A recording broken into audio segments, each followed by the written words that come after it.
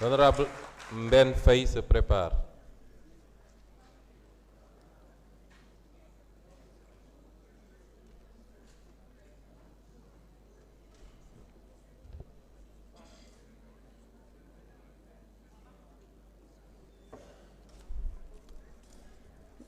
Asalaamaaleykum wa rahmatullah.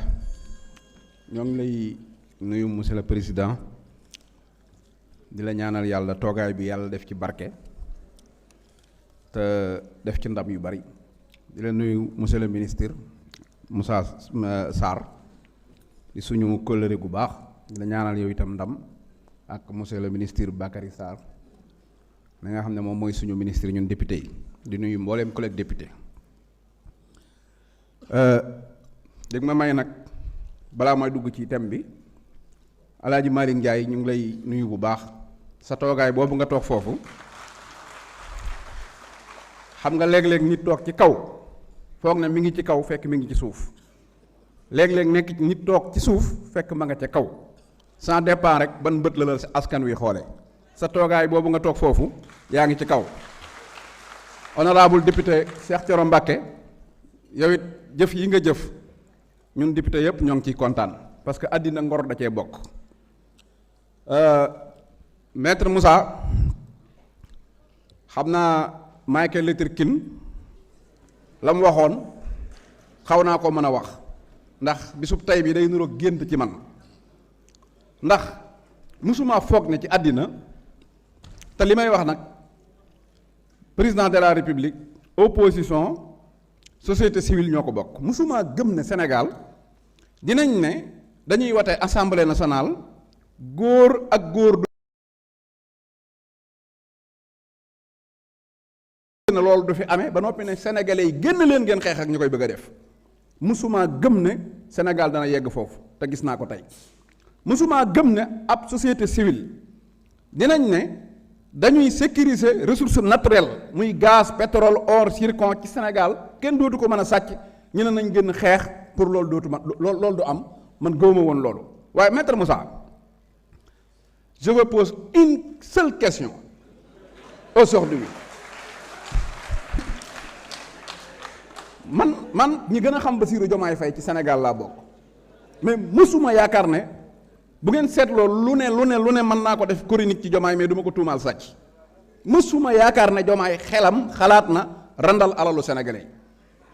ba tey nag maa ngi koy gëm mais dama la laaj benn question boo xam ne bëgg naa nga tontu ma ci mooy Bassirou Diomaye Faye lan lay ragal ci bi muy dugg dafa defoon déclaration patrimoine sénégalais yépp xam lim am lan lay ragal ci buy génn ñu ne ko defal déclaration patrimoine mu ne loolu moom ak dee du ko def parce que booy xool coow li yépp buñ ci dindi woon président de la république buy dem day def déclaration patrimoine wax ji yépp du am suñu loi bi day jàll comme lettre à la poste bëggoon naa nag comme yow la fi yabal ba ma ko gisoon laaj ko lan la Bassirou Diomaye làq ci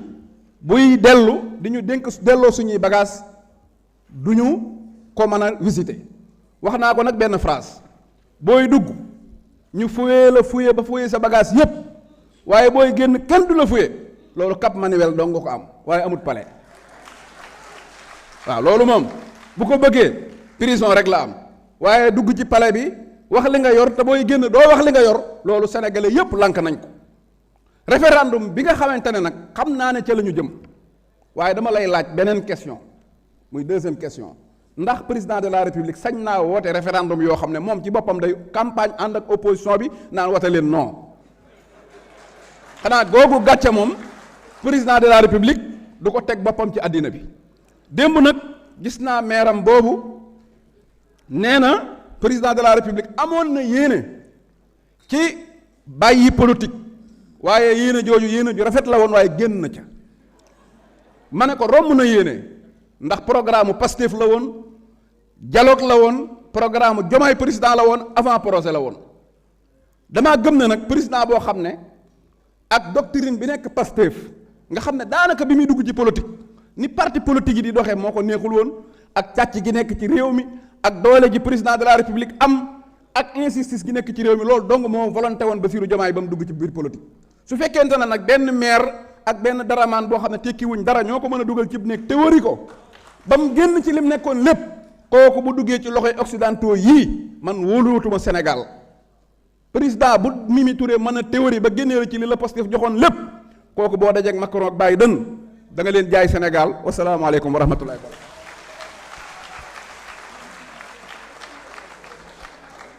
Awa Sonko, honorable Awa Sonko, vous avez la parole. Honorable Fatma Mbodj se prépare. Ah, Mben Faye, honorable Mben Faye.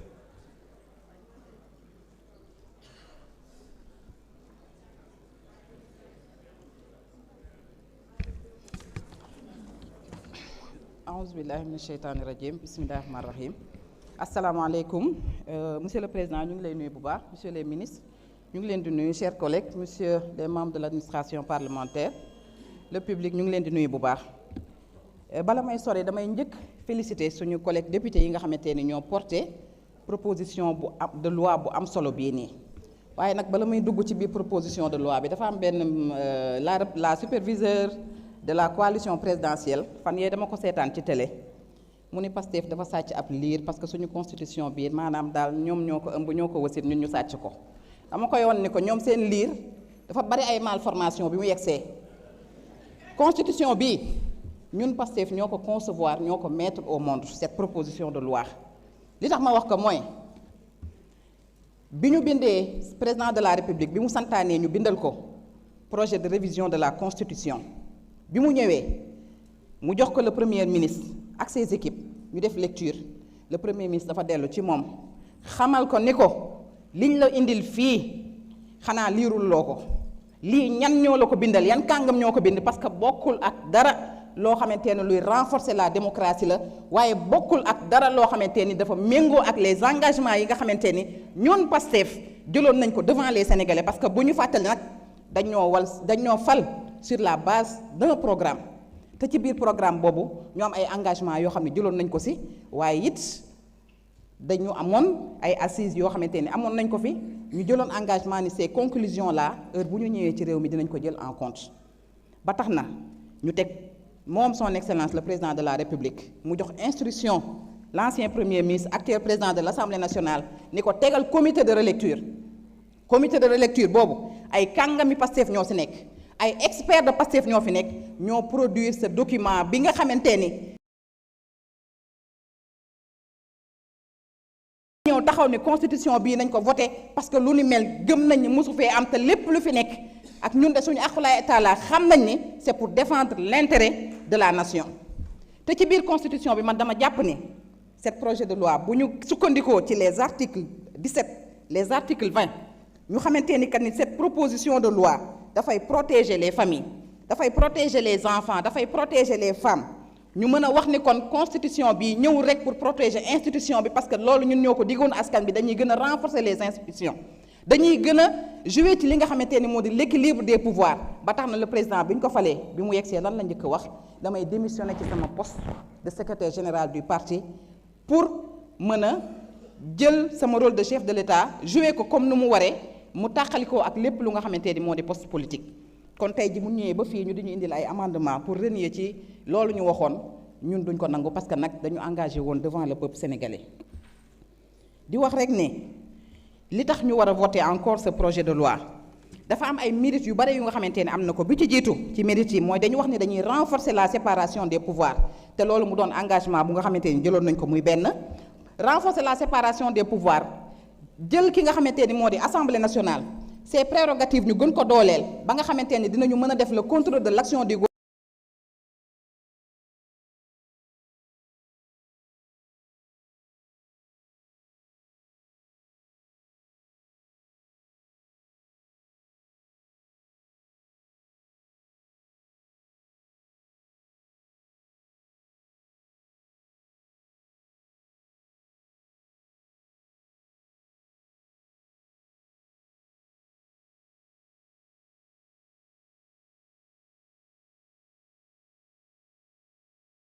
jël na fi ay engagement yu bare yu nga xamante ni su fekkoon ne projet de loi bi amoon na kon du ko mën a jël parce que engagé na le Sénégal sur des décisions yu nga xamante ni jël na ko mu dañu impacté nga ñëw fekk ko fi muy impacté des générations yoo xamante ni son successeur leer na ma ne bu yegsi woon tey jii du ko def mu ñëw pour mu dindi ko c'est tout un problème waaye beneen bi ci gën a am solo dañ ne les ressources naturelles appartiennent au peuple.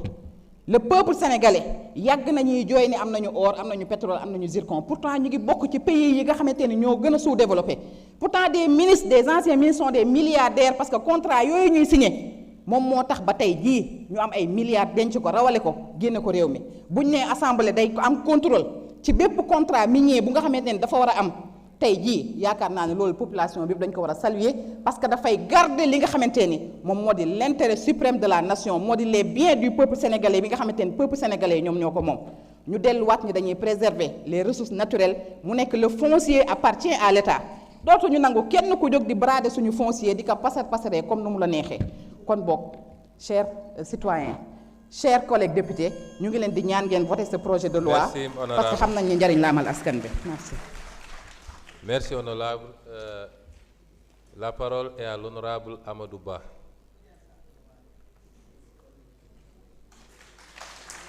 Honorable Malick Ndiaye se prépare.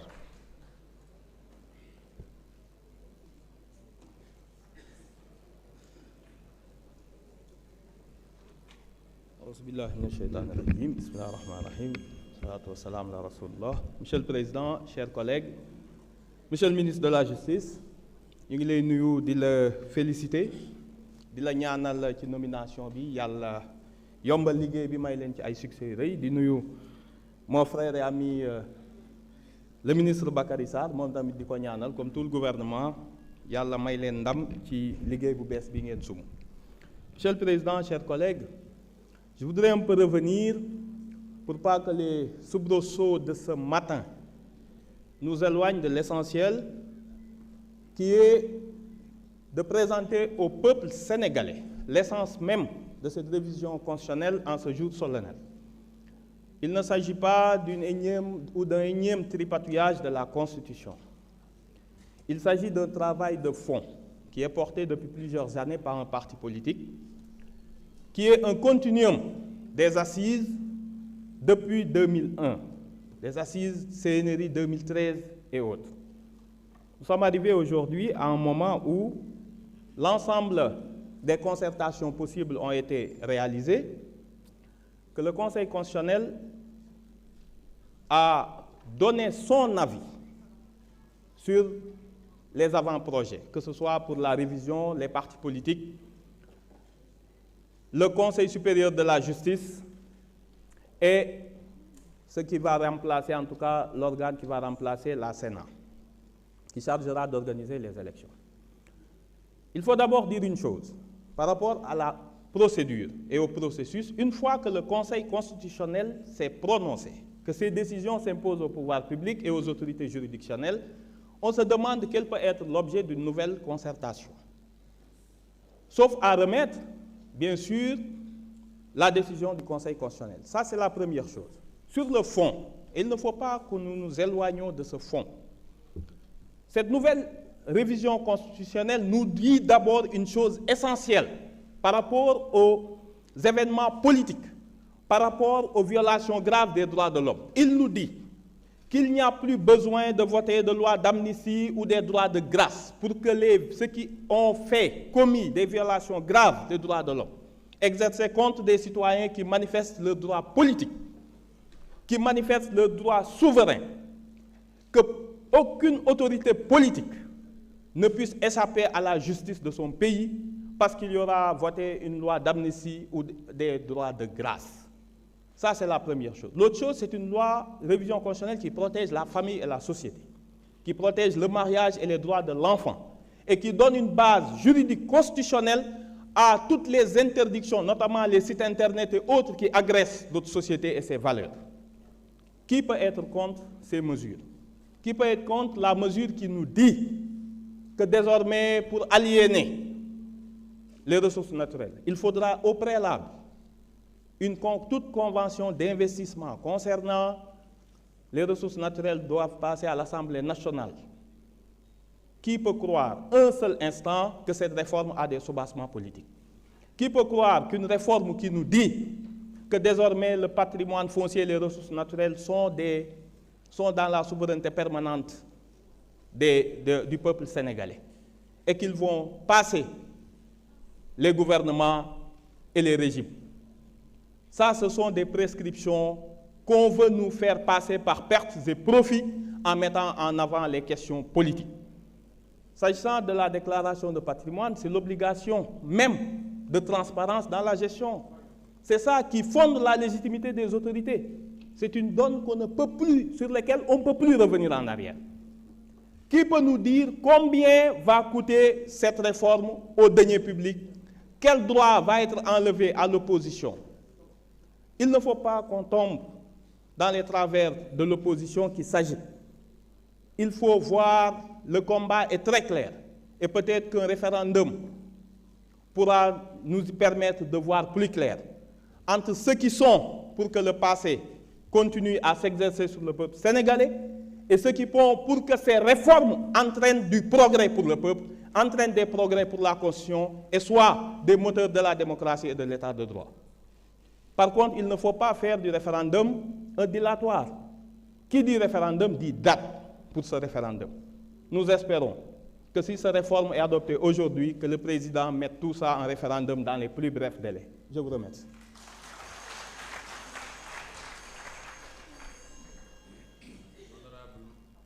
Honorable Malick Ndiaye, vous avez la parole. Dernier